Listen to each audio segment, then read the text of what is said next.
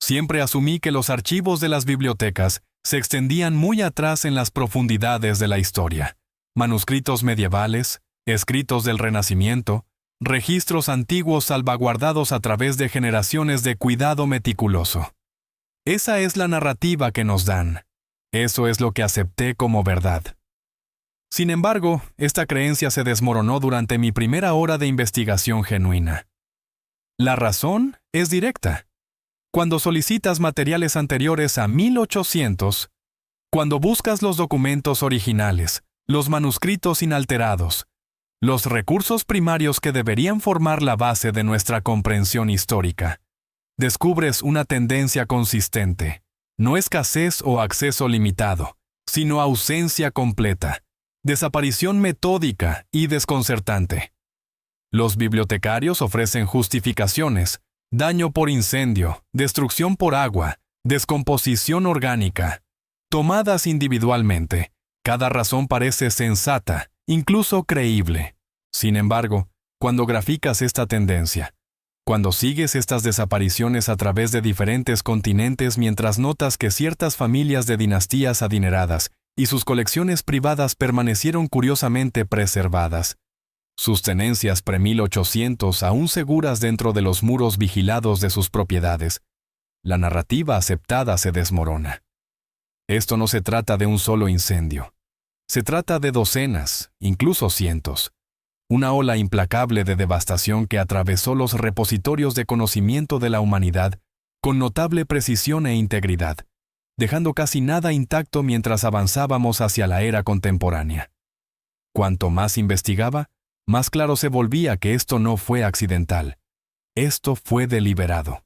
El incendio de la Biblioteca del Congreso de 1814, la destrucción de las instituciones descendientes de Alejandría a lo largo de los 1700, el catastrófico incendio de la Biblioteca de Copenhague en 1728, el incendio de Turín en 1667, el terremoto de Lisboa de 1755, y los incendios acompañantes que devoraron innumerables archivos, los incendios de bibliotecas de Moscú durante la invasión de Napoleón, la eliminación metódica de colecciones monásticas durante los movimientos de disolución de Europa, una catástrofe tras otra, abarcando décadas, cada incidente borrando generaciones de conocimiento preservado. Lo que hace innegable esta tendencia es la cronología. Estos desastres no golpearon aleatoriamente a lo largo de la historia. Se concentraron dentro de un periodo de tiempo particular, aproximadamente de 1650 a 1850. Un periodo que enmarca perfectamente el cambio hacia lo que reconocemos como modernidad, la Ilustración, la era de la historia documentada. Antes de este periodo, los registros existen solo como duplicados, reproducciones, ediciones publicadas posteriormente, después de los incendios, después de la devastación. Poseemos lo que pasó a través del filtro, no lo que se creó inicialmente. Considera esto. ¿Qué no logró pasar? Comencé a catalogar estas pérdidas metódicamente, no como incidentes separados, sino como una cronología coordinada. En 1666, el gran incendio de Londres destruyó la Catedral de San Pablo junto con su biblioteca, una de las colecciones más significativas de Inglaterra de documentos pre-reforma. Un incendio devastador golpeó el monasterio del Escorial en España en 1671, destruyendo manuscritos invaluables de la era islámica y períodos cristianos anteriores.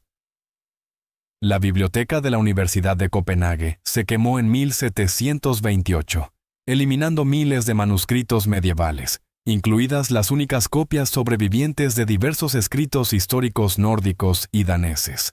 El incendio de Ashburnham House en Londres en 1731 obliteró una sección importante de la biblioteca Cotton, que contenía manuscritos de la Inglaterra anglosajona, muchos siendo ejemplos únicos sobrevivientes.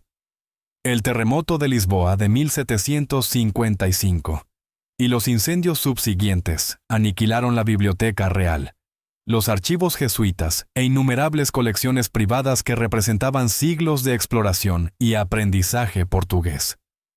La Francia revolucionaria en 1794 vació y demolió sistemáticamente bibliotecas aristocráticas y eclesiásticas en todo el país. Moscú se quemó en 1812 durante la retirada de Napoleón, llevándose los archivos del Kremlin, tenencias de bibliotecas y documentos históricos. En 1814, Washington, D.C., vio la Biblioteca del Congreso perder su colección completa de 3.000 volúmenes, los textos fundamentales del gobierno estadounidense y documentación histórica. Este inventario se extiende más. Italia, Alemania, los Países Bajos, Inglaterra repetidamente, Rusia nuevamente, España múltiples veces, incendio tras incendio tras incendio. Visita Wikipedia. Sí, me doy cuenta de la ironía, pero soporta conmigo. Y busca la lista de incendios de bibliotecas. Navega esa compilación. Presta atención a las fechas, nota la concentración, observa cuántos ocurrieron durante ese preciso lapso de 200 años. Luego regresa aquí y comparte en los comentarios si crees que esto es simplemente casualidad. Una vez que examinas la línea de tiempo expuesta, una vez que los cuentas personalmente, la explicación estándar comienza a sentirse terriblemente inadecuada. Estos no fueron simplemente golpes de infortunio. Estos incendios estallaron durante tiempos de agitación política, ciertamente, pero el caos político no explica tal precisión. La guerra destruye ciudades de manera azarosa. Los terremotos no se dirigen selectivamente a las bibliotecas. Los incendios aleatorios no consumen consistentemente archivos mientras perdonan edificios vecinos. Sin embargo, eso es precisamente lo que la evidencia demuestra. La biblioteca original de Alejandría supuestamente se quemó repetidamente a través de diferentes eras. Sin embargo, sus instituciones sucesoras, las bibliotecas que reclamaban el patrimonio intelectual de Alejandría, también se quemaron. Las bibliotecas de Constantinopla fueron destruidas durante la Cuarta Cruzada, luego nuevamente cuando los otomanos conquistaron la ciudad. La Casa de la Sabiduría de Bagdad fue demolida en 1258.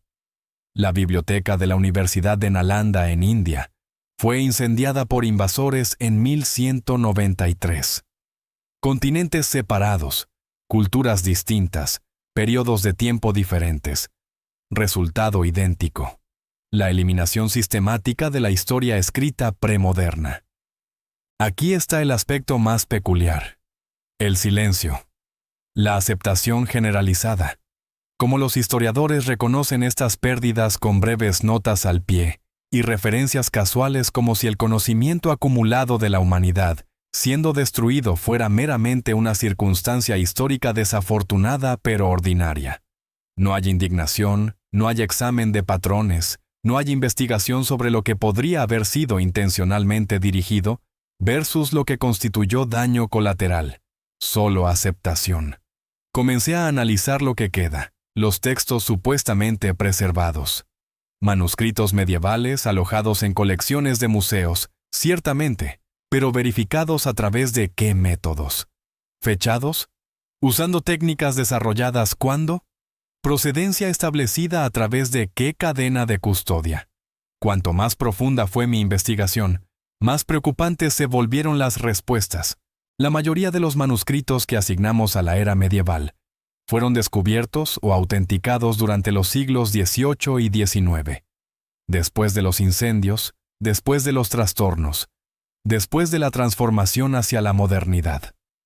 La datación por carbono no fue accesible hasta mediados del siglo XX, e incluso entonces fecha los componentes físicos, el pergamino, los materiales de tinta, no el contenido escrito en sí. El examen paleográfico depende de comparar estilos de escritura a mano contra muestras conocidas. Sin embargo, si esas muestras de referencia fueron igualmente producidas durante la era post-incendio, estás fechando documentos contra otros documentos de origen cuestionable. Es autorreferencial, construido sobre suposiciones apiladas sobre suposiciones. Cuando cuestionas a los bibliotecarios, cuando presionas a los archivistas por cadenas de documentación auténticas, por los registros continuos de custodia que deberían existir para manuscritos invaluables, Encuentras rupturas, transferencias durante tiempos de guerra, evacuaciones durante incendios, intervalos cuando los registros fueron fusionados o reestructurados. La cadena invariablemente se rompe justo alrededor de 1750 a 1850. Una vez que reconoces esto, se vuelve imposible de ignorar. Déjame aclarar lo que no estoy afirmando. No estoy reclamando que cada texto medieval sea una fabricación. No estoy sugiriendo que la historia fue inventada completamente durante el siglo XIX. Lo que estoy diciendo es esto. No podemos autenticar los contenidos de las bibliotecas antes de aproximadamente 1800, porque la prueba física fue metódicamente destruida. Ya sea a través de accidente, descuido o acción deliberada, el resultado sigue siendo idéntico. Poseemos copias de copias, traducciones de traducciones y documentos verificados cuya verificación depende de criterios establecidos después de que los materiales fuente desaparecieron. Se nos informa que la Biblioteca de Alejandría albergaba cientos de miles de rollos, que salvaguardaba conocimiento de todo el mundo antiguo. Sin embargo, no podemos identificar la mayoría de esos textos o describir sus contenidos. Solo podemos citar resúmenes posteriores, afirmaciones subsiguientes sobre lo que existía. Esta misma tendencia se extiende a las bibliotecas monásticas en toda Europa, a las magníficas bibliotecas islámicas de Bagdad y Córdoba, a las bibliotecas de templos de Asia. Tenemos relatos de lo que supuestamente se perdió, pero los textos genuinos se han ido, quemados, destruidos, eliminados, y reemplazándolos, hay una historia uniforme, una narrativa que convenientemente comienza en su totalidad alrededor de 1800 con documentos autenticados, fuentes confirmadas y cadenas de custodia ininterrumpidas. El patrón se repite con consistencia perturbadora. Si has llegado a este punto y estás percibiendo lo que estoy describiendo, considera suscribirte o convertirte en miembro de YouTube. Tu apoyo resulta esencial para este tipo de investigación. Hay una dimensión adicional a esto. Otra pregunta que surge cuando graficas no simplemente lo que fue destruido, sino lo que tomó su lugar. Después de los incendios, los trastornos, la consolidación de archivos en bibliotecas nacionales e instituciones controladas por el gobierno, algo se transformó. El carácter de lo que se consideraba conocimiento cambió. Las categorías de textos considerados dignos de preservación se estrecharon. Los criterios editoriales, los sistemas de clasificación, todo el marco para comprender la historia, todo ello se estandarizó. ¿Quién determinó qué sería republicado después de los incendios?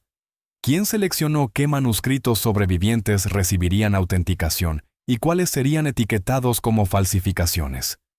¿Quién estableció las cronologías que continuamos usando hoy? No investigadores independientes trabajando de forma autónoma, no tradiciones competidoras manteniendo diferentes versiones históricas, sino instituciones centralizadas, bibliotecas estatales, archivos nacionales, universidades funcionando bajo autorización real o gubernamental. Esto plantea una pregunta directa pero crucial. ¿Qué no se alineaba con la narrativa? ¿Qué textos describían tecnologías que contradecían la historia del avance lineal? ¿Qué historias implicaban diferentes arreglos políticos, formas alternativas de conocimiento, comprensiones divergentes del potencial humano? ¿Qué se consideró demasiado peligroso, demasiado desestabilizador, demasiado incompatible con el mundo que se estaba construyendo durante los 1800? Nunca descubriremos la respuesta porque se quemó. Quiero demostrar algo particular, un patrón anidado dentro del patrón más amplio. A través de las bibliotecas destruidas, ciertas categorías de texto aparecen con notable frecuencia en los inventarios de pérdidas.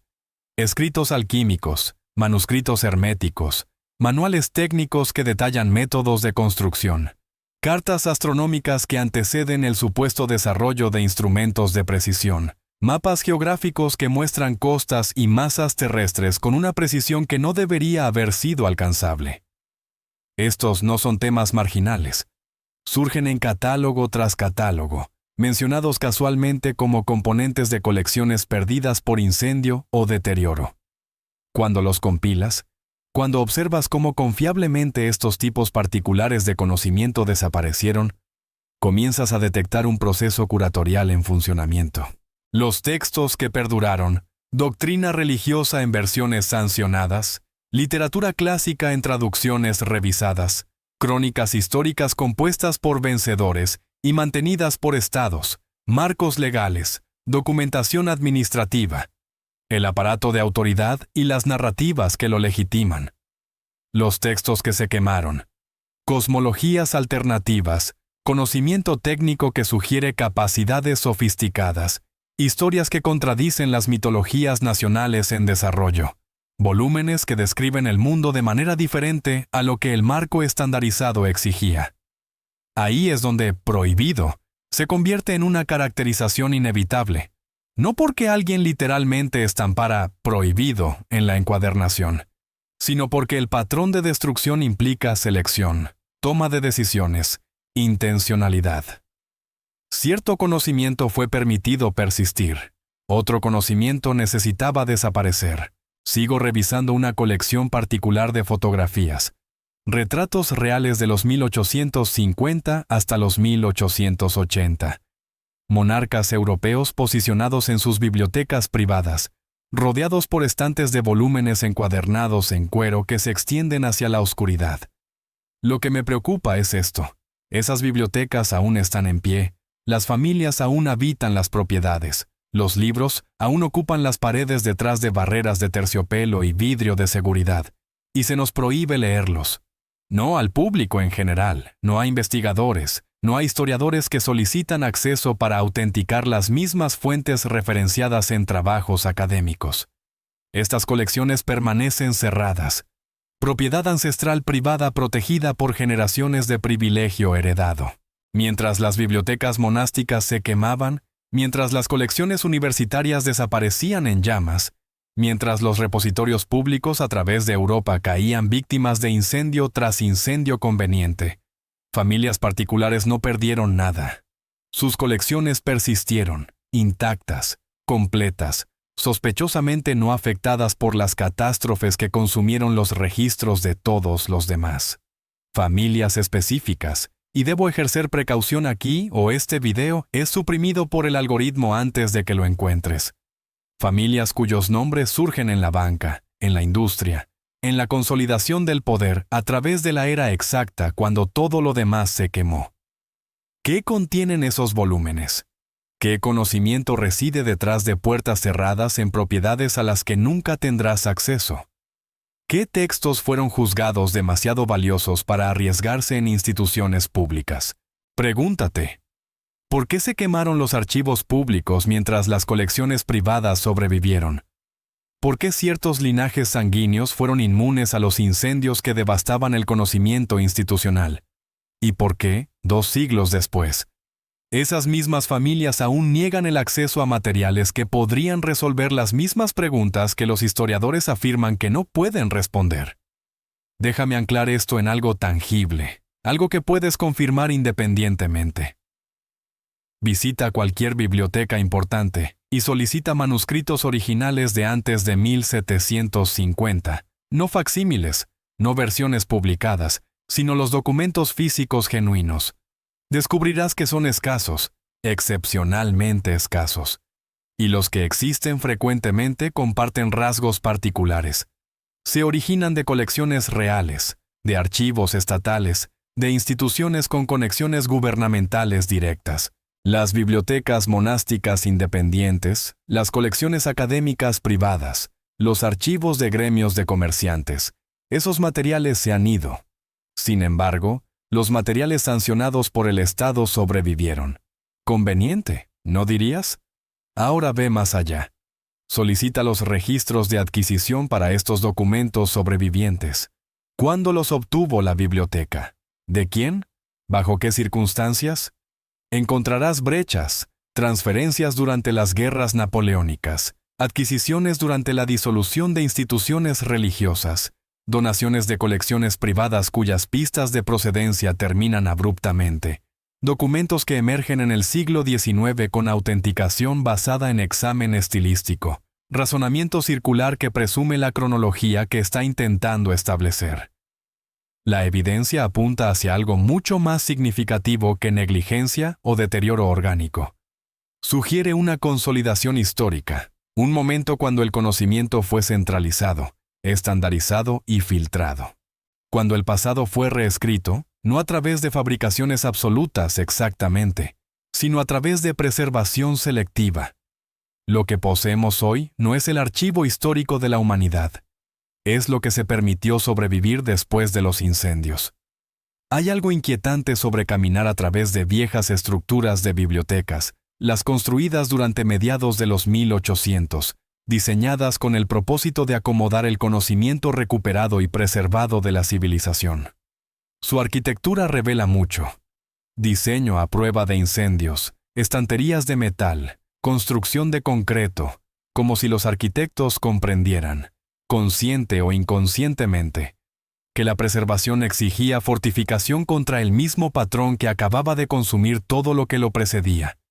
¿Estaban salvaguardando el conocimiento o protegiendo la narrativa que acababan de construir?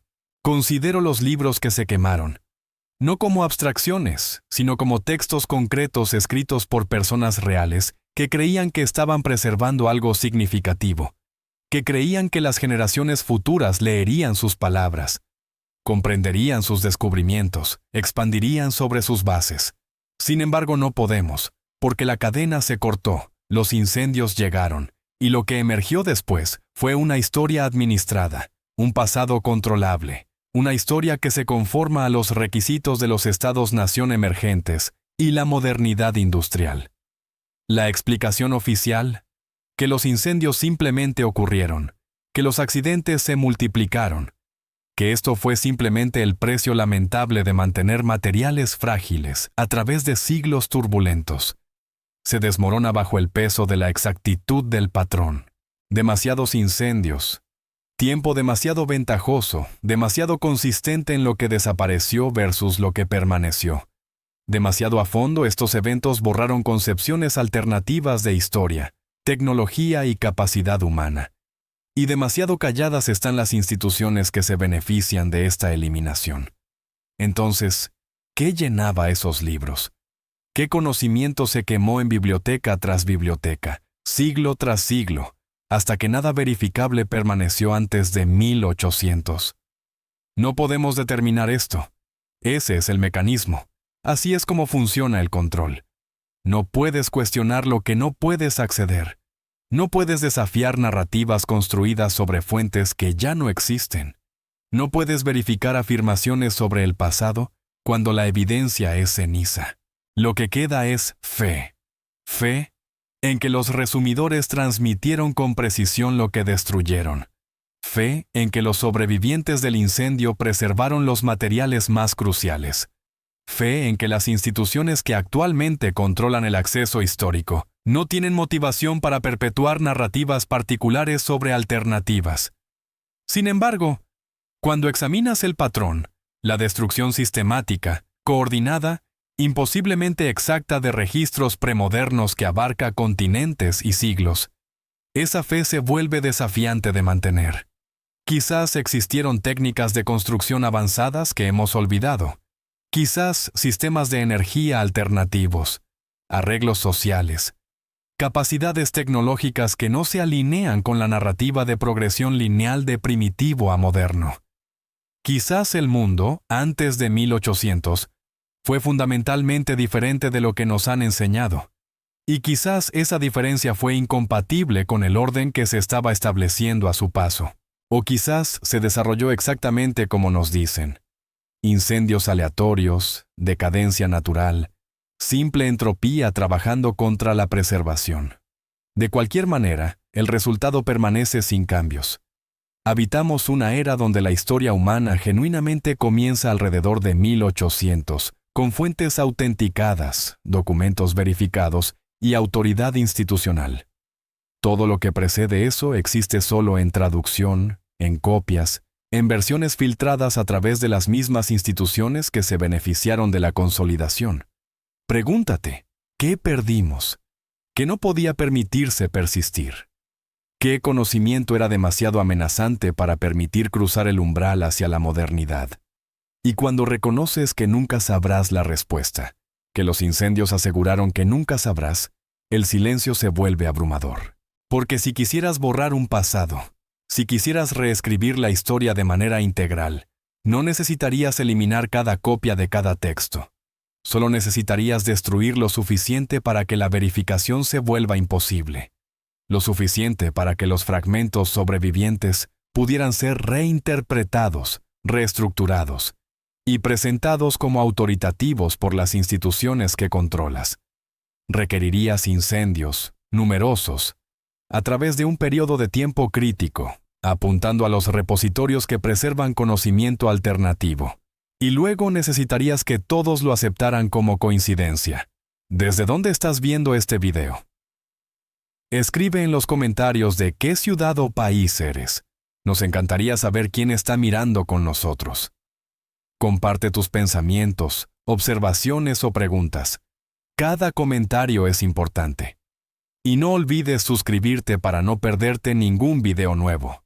Juntos, estamos creando una comunidad de exploradores curiosos.